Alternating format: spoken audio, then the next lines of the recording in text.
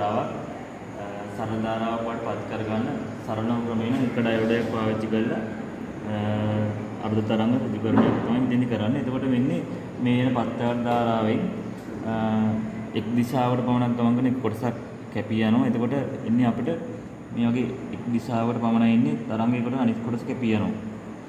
එතකොට මේ මම මේ ඩයෝඩයක් පාවිච්චි කරලා තියෙන මෙතන මේ ට්‍රාන්ස්ෆෝමරෙන් ලබා දීලා තියෙන පත්‍යවර්ත ධාරාව මේ පත්‍යවර්ත ධාරාවේ සිග්නල් එකෙන් මෙතන නිල් පාටින් වලට තියෙන පත්‍යවර්ත ධාරාවේ උඩ කොටස යට කොටස දෙකම තියෙනවා.